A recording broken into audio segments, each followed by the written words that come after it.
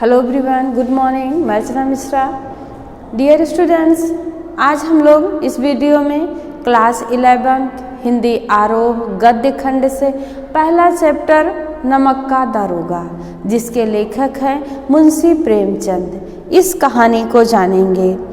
इस कहानी में मुंशी प्रेमचंद ने एक दरोगा की ईमानदारी, स्वाभिमान और कर्तव्यपरायणता का बहुत ही सुंदर चित्रण किया है, जिसको बड़े बड़े प्रलोभन भी कर्तव्य पथ से विचलित नहीं कर पाते।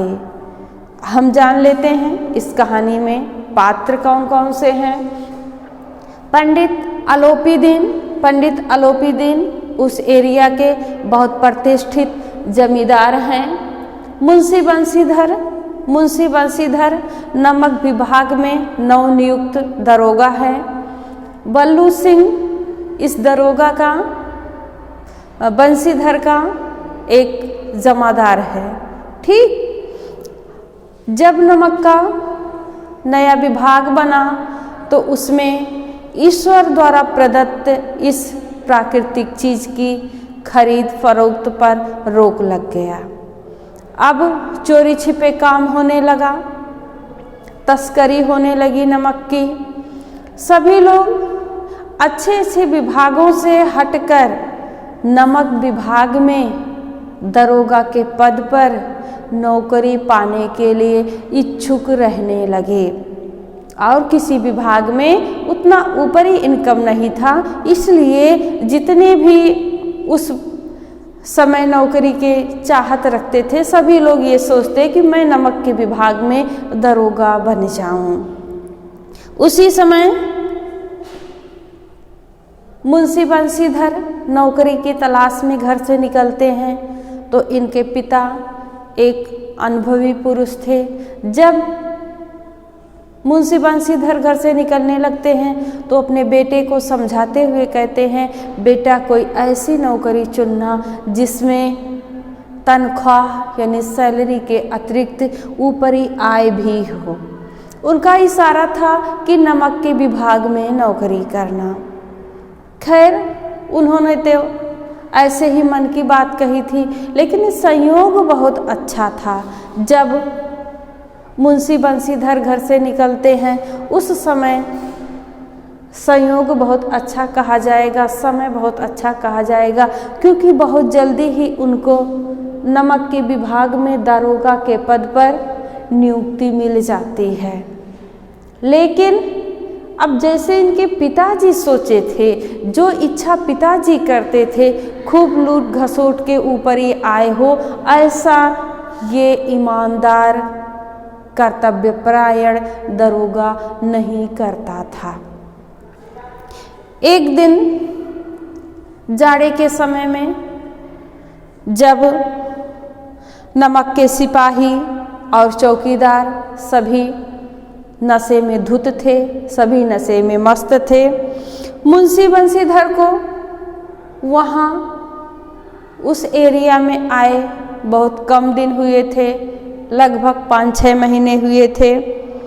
तभी वे कार्य कुशलता और अपने उत्तम आचरण से उतने कम समय में ही अपने हाव भाव से, अपने कामों से, अपने आचरण से अपने आला अफसरों को मोहित कर लिए थे। एक रात जब वो सो रहे थे, दरवाज़ा बंद करके सो रहे थे, तो अचानक से आंख खुलती है दरोगा साहब की, तो वहाँ नदी की गड़गड़ाहट के बजाय गाड़ियों की गड़गड़ाहट सुनाई पड़ती है।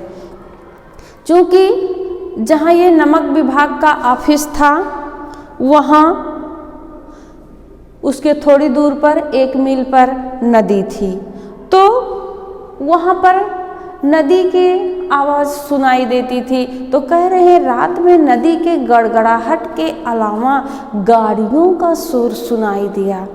रात में नींद खुल जाती है, उठकर बैठ जाते हैं तो देखते हैं मल्लाहों का शोर सुनाई दे रहा है, गाड़ियों की गड़गड़ाहट सुनाई दे रही है। ऐसा लग रहा कि गाड़ी नदी से पार आ जा रहे हैं। उठ जाते हैं घोड़े पर सवार होके चल पड़ते हैं। तब देखते हैं सही में कि गाड़ियां नदी से पार आ रही हैं और तब इनका दिमाग झन्नाता है, इनका दिमाग गोल गोल घूमता है। इतनी रात गए, गाड़ियां इस ठंड में नदी के पार आ जा रही हैं, लगता है कुछ गोलमाल है। अब तर्क जो हुआ भ्रम को पुष्ट कर दिया, तर्क ने भ्रम को पुष्ट कर दिया।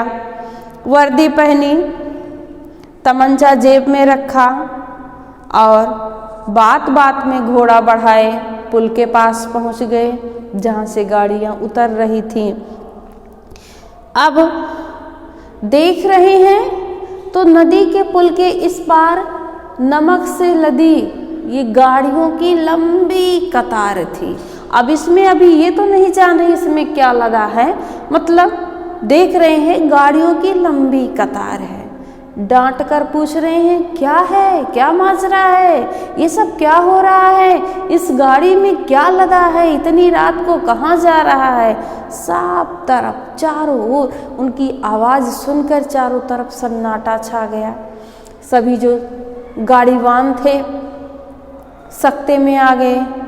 कुछ गाड़ीवान आकर पंडित अलोपीदीन जो कि अपने रथ में थोड़ा सोए थोड़ा जगह चल रहे थे, उनको आके जगाते हैं। पंडित जी, हमारी गाड़ियां रोक ली गई हैं।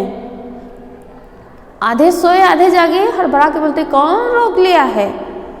तब गाड़ीवान बताता है दरोगा साहब ने हमारी गाड़ियां रोक ली हैं, आगे नहीं जाने दे रहे हैं। भाई अब ये इनके पास धन था, लक्ष्मी थी और ये लक्ष्मी यानी पैसों का दुरुपयोग करते चले आ रहे थे। बड़े ही सहज में कहा ठीक है देख लेंगे। अब पैसों की झोली लेकर आते हैं और मुंशी बंसीधर को खरीदना चाहते हैं जैसा कि ये पहले अब तक करते चले आए। लेकिन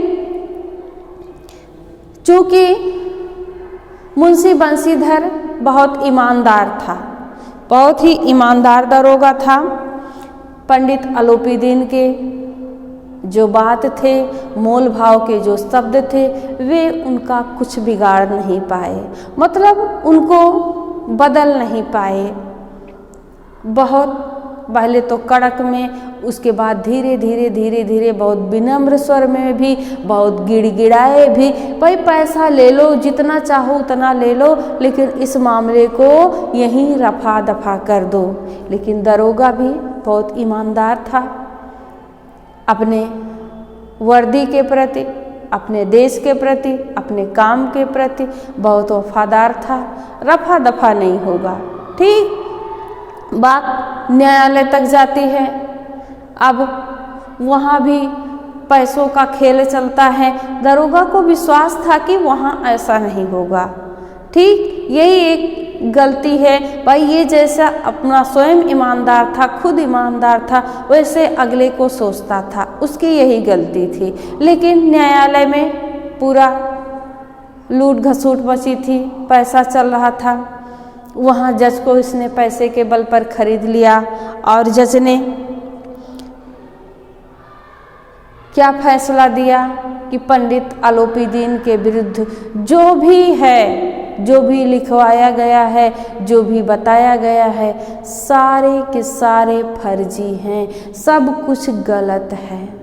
पंडित अलोपीदीन बाइज्जत बरी कर दिए जाते हैं। लेकिन इस बात का, इस घटना का मुंशी बंसीधर के दिलो दिमाग पर बहुत गहरा आघात होता है।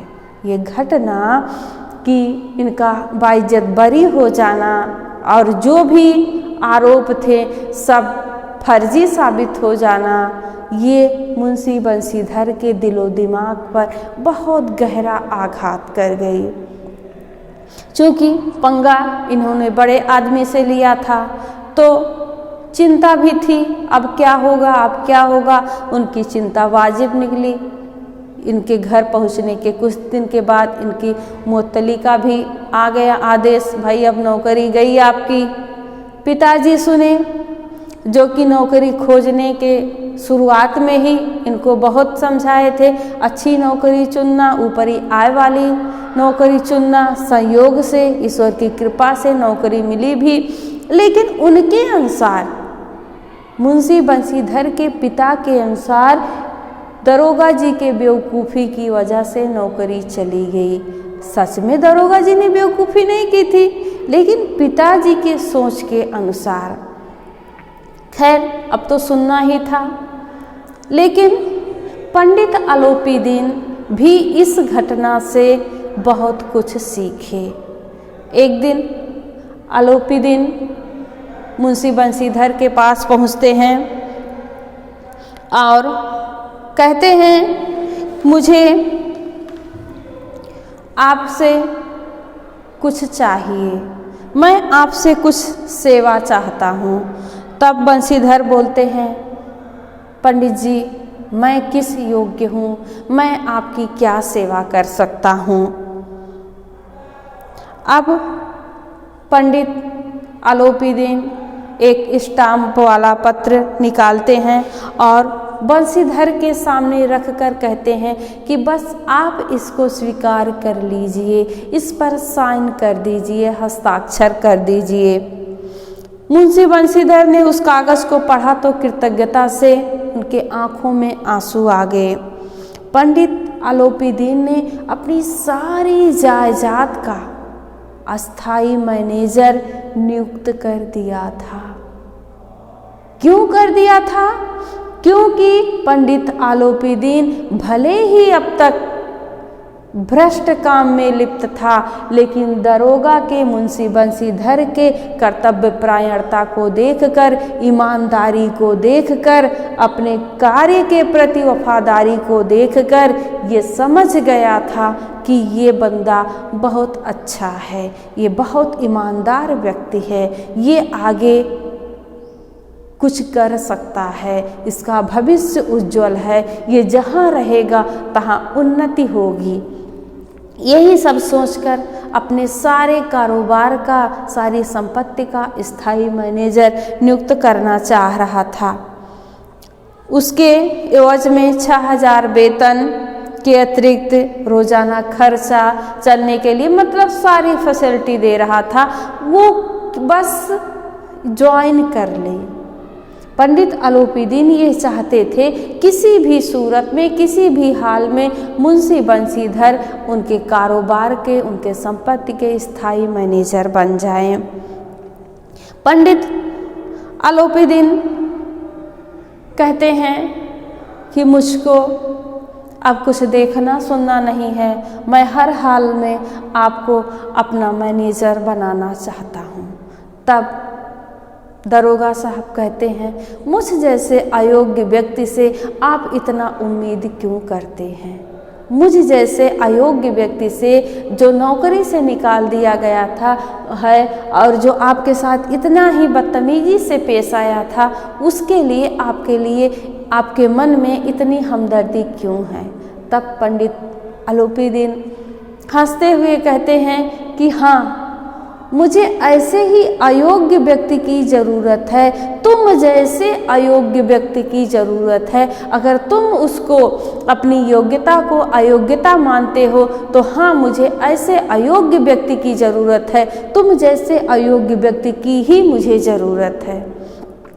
अब आलोपीदीन ने कलमदान से कलम निकाली और उसे बंशीधर के हाथ में देकर बोले, ना मुझे विद्वता की चाह है और ना अनुभव की, ना मर्मज्ञता की, ना तो और इसके अतिरिक्त कार्यकुशलता की। इन गुणों के महत्व का परिचय मैं खूब पा चुका हूँ। अभी तक मैंने पैसों के बल पर बहुत अच्छे से देखा है दुनियादारी। अब मैं इन सब चीज़ों से ऊब गया हूँ। अब सौभाग्य से मुझको यह सुअवसर मिला है। अब मैं इस सुअवसर को खोना नहीं चाहता हूँ। मेरे लिए तुम एक हीरे के समान हो और मैं इस हीरे को खोना नहीं चाहता हूँ। अब इसके आगे और कहते हैं, मेरी ईश्वर से यही प्रार्थना है कि तुमको ईश्वर वही नदी के किनारे वाला बेमुरव्वत उदंड दरोगा बनाए रखें, क्योंकि उसी गुण पर पंडित अलोपीदीन बंसीधर के ऊपर रीझे थे। यही तो गुण था ना कि अपने कार्य के प्रति ईमानदारी, वफादारी, कर्तव्य परायणता, इसी के गुण पर पंडित अलोपीदीन बंसीधर के ऊपर रीझ गए थे।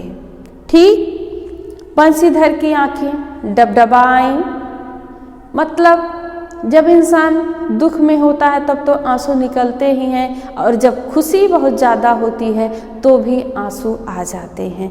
आज ये आंसू बंसीधर के आंखों में खुशी के आंसू थे। हृदय के संकुचित पात्र में इतना एहसान ना समा सका। एक बार फिर पंडित जी की ओर भक्ति और श्रद्धा की दृष्टि से देखा और कांपते हुए हाथ से मैनेजरी पर हस्ताक्षर कर दिए। अब पंडित अलोपीदीन ने,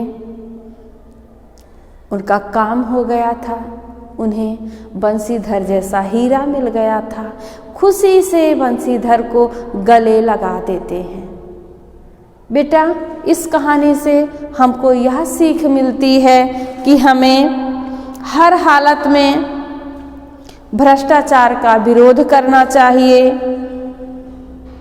ईमानदारी से अपने कार्य को करना चाहिए, और जो भी आय के साधन हैं, उचित साधन हैं, हमको उन्हीं का प्रोत्साहन करना चाहिए, उन्हीं को प्रोत्साहन देना चाहिए।